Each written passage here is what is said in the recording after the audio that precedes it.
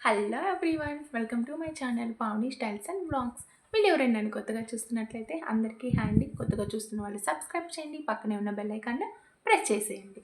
Okay, ఈరోజు నేను ఈ వీడియోలో కాలేజ్కి వెళ్ళే అమ్మాయిల కోసం మంచి టిప్స్ని అయితే చెప్తాను. ఓకే, ఈ టిప్స్ అనేటివి చాలా అంటే చాలా సింపుల్గా ఉంటాయి. మీరు దీన్ని ఇంప్లిమెంట్ చేశారు అని అంటే చాలా అట్రాక్టివ్గా కనిపిస్తారు. ఓకే, సో లేట్ చేయకుండా వీడియోలోకి అయితే వెళ్ళిపోదాం మనం ఈరోజు. చాలా బేసిక్ టిప్స్ని అయితే నేను ఈరోజు మీతోటి షేర్ చేస్తాను. ఓకే, వీటిని మీరు డైలీ రొటీన్లో అలవాటు చేసుకున్నారు అని అంటే చాలా చేంజ్ అవుతారు. ఓకే, అండ్ అఫ్ కోర్స్ చాలా అట్రాక్టివ్గా కూడా కనిపిస్తారు. అండ్ మన వాల్యూ అనేది ఆటోమేటిక్గా పెరిగిపోతుంది. ఓకే, లేట్ చేయొద్దు, ఇంకా టాపిక్లోకి అయితే వెళ్ళిపోదాము. ఓకే, ఫస్ట్ టిప్ వచ్చేసి ఎమర్జెన్సీ కిట్. అంటే ఈ కిట్లో ఏముండాలి అని అంటే రబ్బర్ బ్యాండ్స్ కానీ, సేఫ్టీ పిన్స్ కానీ, నెక్స్ట్ హెయిర్ పిన్స్ కానీ ఇవన్నీ ఉండాలి. నెక్స్ట్ చాలా ఇంపార్టెంట్ అయింది శానిటరీ ప్యాడ్స్ కూడా ఉండాలండి. దాంట్లో కంపల్సరీగా మీరు దీన్ని మాత్రం క్యారీ చేయాలి. ఎమర్జెన్సీ కిట్లో ఏది ఉన్నా లేకపోయినా శానిటరీ ప్యాడ్ మాత్రం క్యారీ చేయాలి. ఒకవేళ మీకు యూస్ కాకపోయినా వేరే వాళ్ళకి ఎమర్జెన్సీ ఉంది అనన్నా మీరు వాళ్ళకి ఇవ్వచ్చు. ఓకే, నెక్స్ట్ వచ్చేసి pepper spray. Okay, pepper spray కూడా చాలా అంటే చాలా ఇంపార్టెంట్. మనం అవుట్ సైడ్ వెళ్తున్నాము అని అంటే ఎప్పుడు ఎలా ఉంటుంది సిచ్యువేషన్ అనేది ఎవరికీ తెలియదు కదా. అందుకని మీరు మంచి పెప్పర్ స్ప్రే పైన ఇన్వెస్ట్ చేసి మీరు ఈ పెప్పర్ స్ప్రేని ఎమర్జెన్సీ కిట్లో తప్పకుండా మీరు ఎమర్జెన్సీ కిట్లో మాత్రం పెట్టుకోవాలి. నెక్స్ట్ వచ్చేసి ట్యాబ్లెట్స్. ఓకే, ట్యాబ్లెట్స్ ఏంటంటే ఇప్పుడు హెల్త్ ఎలా ఉంటుంది అనేది ఎవరికీ తెలియదు కదా. ఒకవేళ మీకు హెల్త్ ఇష్యూస్ ఉన్నాయి అని అంటే ట్యాబ్లెట్స్ కంపల్సరీగా పెట్టుకోవాలి. ఒకవేళ హెల్త్ ఇష్యూస్ లేకపోయినా ఎమర్జెన్సీ ట్యాబ్లెట్స్ కొన్ని ఉంటాయి, అవి మాత్రం కంపల్సరీగా పెట్టుకోవాలి. అవి ఏంటి అంటే ఫీవర్కి కావచ్చు, నెక్స్ట్ కోల్డ్కి కావచ్చు, హెడేక్కి కావచ్చు, స్టమక్ పెయిన్కి కావచ్చు. ఇలాంటి ఎమర్జెన్సీ ట్యాబ్లెట్స్ అనేవి మీ ఎమర్జెన్సీ కిట్లో తప్పకుండా ఉండాలి. టిష్యూను కూడా మీరు క్యారీ చేయాలి. ఎందుకు కాలేజ్కి వెళ్తున్నారు అని అంటే మీరు అవుట్ సైడ్ వెళ్తున్నారు. ఓకే, కొంతమందికి ఆయిల్ ఇంక్రీజ్ అవుతుంది ఫేస్ పైన. ఆ ఆయిల్ని మీరు ఎలా రిమూవ్ చేస్తారు కాలేజ్లో ఉన్నారు అని అంటే మీరు అది ఒకవేళ టిష్యూను మీరు క్యారీ చేశారు అని అంటే చూడండి, ఇలా మీకు టైం ఉన్నప్పుడు బ్రేక్ ఉన్నప్పుడు ఇలా ఇలా మీరు టచ్అప్ చేశారు అని అంటే ఆ ఆయిల్ అనేది ఆ టిష్యూకు స్ప్రెడ్ అయిపోతుంది. ఓకే, అందుకని మీరు జిడ్డు మొహం లేకుండా చాలా గ్లోగా కనిపిస్తారు. ఓకే, నెక్స్ట్ వచ్చేసి శానిటరీ స్ప్రేస్ కూడా మీరు యూస్ చేయాలి. ఎందుకు అని అంటే మీరు కాలేజ్కి వెళ్తున్నారు అని అంటే కొన్ని కాలేజెస్లో వాష్రూమ్స్ అనేటివి అంత క్లీన్గా హైజీన్గా ఉండవు. అలాంటప్పుడు మీరు వాటిని అయితే చేంజ్ చేయలేరు కదా. అందుకని మీ దగ్గర శానిటరీ స్ప్రేస్ ఉన్నాయి అని అంటే మీరు వాటిని అప్పుడప్పుడు స్ప్రే చేసుకున్నారు అని అంటే చాలా హైజీన్గా ఉంటారు. ఓకే, మీరు హైజీన్గా ఉన్నారు అని అంటే మీ హెల్త్ కూడా అంత బాగా ఉంటుంది. ఇప్పుడు వచ్చేసి ఎమర్జెన్సీ కిట్. ఓకే, నెక్స్ట్ వచ్చేసి skin care. Okay, skin care routine కూడా చాలా అంటే చాలా ఇంపార్టెంట్ కాలేజ్ గర్ల్స్కి. స్కిన్ కేర్ రొటీన్ను ఫాలో అవ్వాలి, తప్పకుండా ఫాలో అవ్వాలండి. ఓకే, మీరు కాలేజ్కి వెళ్తున్నారు కాబట్టి టీనేజర్స్లో ఉంటారు. ఒకవేళ మీరు ఫస్ట్ ఇప్పుడే మీరు స్కిన్ కేర్ స్టార్ట్ చేస్తున్నారు అని అంటే మీ స్కిన్ టైప్ ఏంటి అనేది కంపల్సరీగా తెలుసుకోవాలి. ఓకే, మీ స్కిన్ టైప్ ఏంటి అనేది తెలియదు అని అంటే ఆల్రెడీ నేను దాన్ని స్కిన్ టైప్ పైన వీడియో చేశాను, మన ఛానల్లోకి వెళ్ళి చెక్ చేయండి. ఓకే, ఫస్ట్ మీకు మీ స్కిన్ టైప్ ఏంటి అనేది తెలుసుకున్నారు అని అంటే మీ స్కిన్ కేర్ను ఈజీగా ఇంప్లిమెంట్ చేయొచ్చు. ఓకే, ఒకవేళ మీరు మీ స్కిన్ కేర్ని తెలుసుకోకుండా ఏవంటే ఆ ప్రోడక్ట్స్ వాడారు అని అంటే మీ స్కిన్ అనేది ఖచ్చితంగా డ్యామేజ్ అవుతుంది. ఓకే, అందుకని కంపల్సరీగా మీ స్కిన్ టైప్ ఏంటి అని తెలుసుకోవాలి. ఖచ్చితంగా మీరు మీ స్కిన్ టైప్ ఏంటి అని తెలుసుకొని మీ స్కిన్ టైప్కి సెట్ అయ్యే ఇంగ్రీడియంట్స్ ఏంటి, ప్రోడక్ట్స్ ఏంటి, ఏవి సరిపోతాయి అని మీరు ఖచ్చితంగా తెలుసుకొని ఓకే, వాటిని అంటే మీ స్కిన్ కేర్కు సంబంధించిన రొటీన్ని మీరు బిల్డప్ చేసుకున్నారు అని అంటే చాలా బాగా గ్లోయింగ్గా అవుతుంది మీ ఫేస్ అనేది.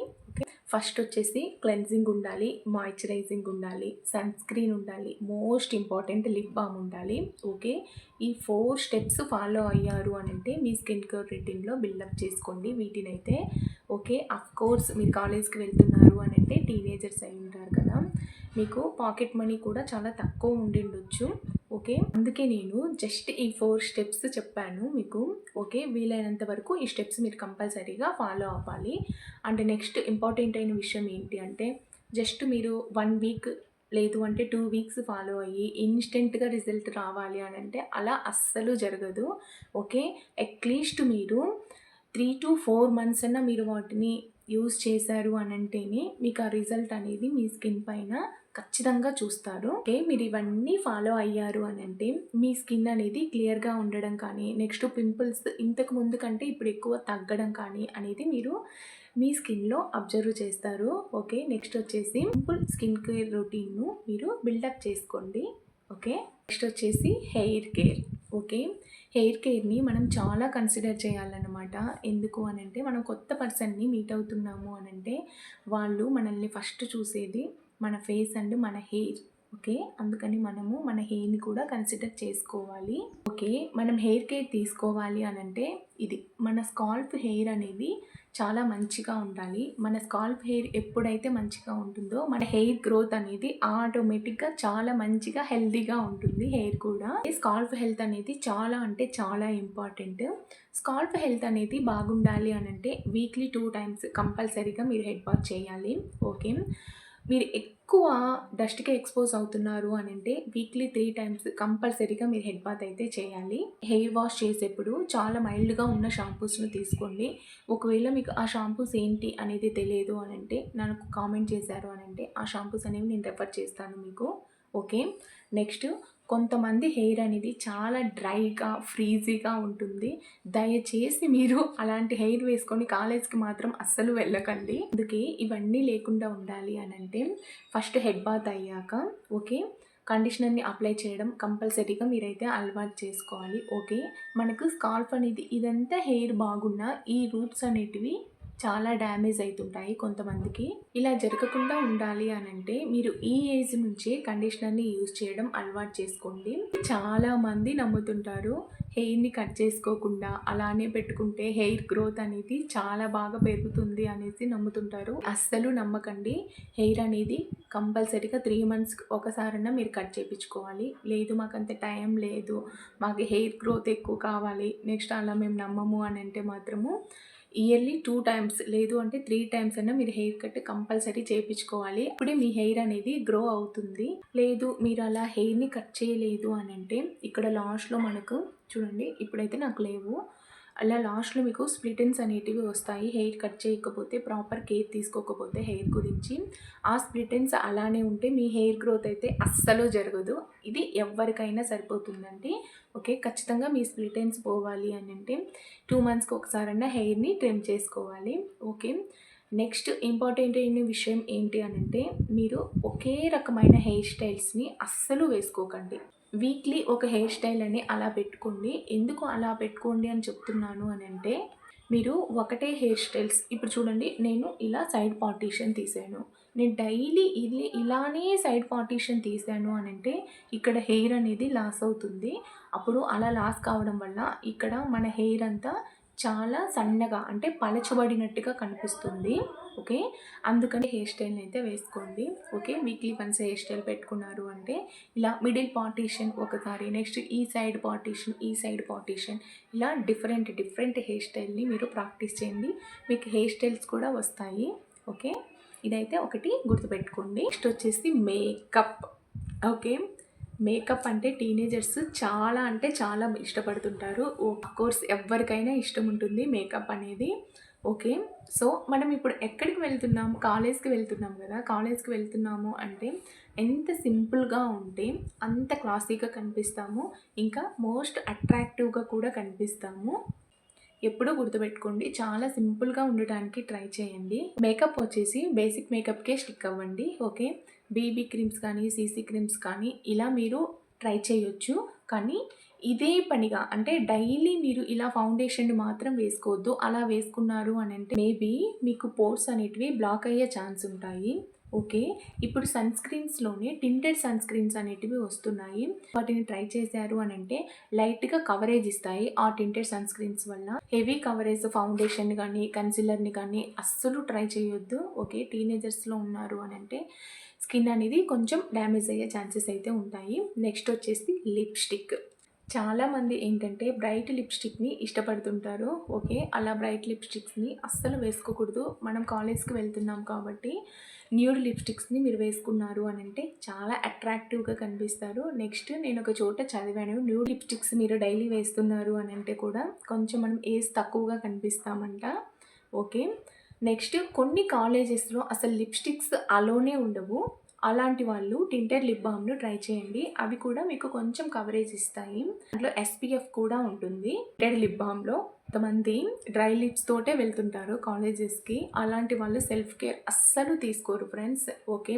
అలాంటి వాళ్ళు అట్‌లీస్ట్ ఒక వాసెలిన్ అయినా పెట్టుకోండి లిప్స్ పైన. కొంచెం బావుంటుంది. లిప్స్ క్రాక్ కాకుండా. ఓకే. నెక్స్ట్ వచ్చేసి ఐస్. కొంతమందిని మీరు అబ్జర్వ్ చేయండి. మస్కారా వేస్తారు, లైనర్ ఏస్తారు, కాజల్ ఏస్తారు. ఇవన్నీ అప్లై చేసేస్తారు ఐస్‌కి. మనం ఏమైనా ఫంక్షన్‌కి వెళ్తున్నామా? కాదు కదా! మీరు ఒకవేళ ట్రై చేయాలి అనంటే మస్కారాని మీరు యూజ్ చేయండి. లేదు మస్కారా మాకు కొంచెం అఫోర్డబుల్ రేంజ్‌లో లేదు అని అనుకుంటున్నారు అనంటే మీరు వేస్తే కాజల్ అన్నా అప్లై చేయండి. లేదు అనంటే ఐలైనర్ అన్నా అప్లై చేయండి. ఓకే. మీరు 2 అప్లై చేశారు అనంటే కొంచెం బోల్డ్‌గా కనిపిస్తారు. బోల్డ్‌గా అస్సలు కనిపించొద్దు. చాలా సింపుల్‌గా కనిపించాలి అనంటే మీరు 2 ఒకసారే వేయొద్దు. లైనర్ అన్నా అప్లై చేయండి. లేదు అంటే కాజల్ అయినా అప్లై చేయండి. ఇలా మీరు సింపుల్‌గా మీ స్కిన్ కేర్‌ను బిల్డప్ చేశారు అనంటే చాలా సింపుల్‌గా, చాలా అట్రాక్టివ్‌గా కనిపిస్తారు. ఓకే. నెక్స్ట్ వచ్చేసి పౌడరు. పౌడర్ ఏంటంటే చాలామంది టాల్కమ్ పౌడర్‌ని అప్లై చేస్తారు. ఓకే. మీరు అప్లై చేసుకోండి. నేనైతే కాదనను. పౌడర్‌ని అప్లై చేసేప్పుడు మీరు వేసుకున్నది అందరికీ అర్థమైపోతుంది. అంత ఎక్కువ పౌడర్‌ని అప్లై చేస్తారు. మీరు వేసుకుంటున్నారు అనంటే లైట్‌గా అప్లై చేయండి పౌడర్‌ని.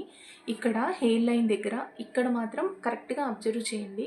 ఇక్కడ హెయిర్‌కి మీకు పౌడర్ వేసింది ఇక్కడ ఈ లైన్‌లో ఉంది అనంటే మాత్రము చూడడానికి అస్సలు బాగోదు. అందుకని మీరు పౌడర్‌ని అప్లై చేసిన చాలా లైట్‌గా అప్లై చేయండి.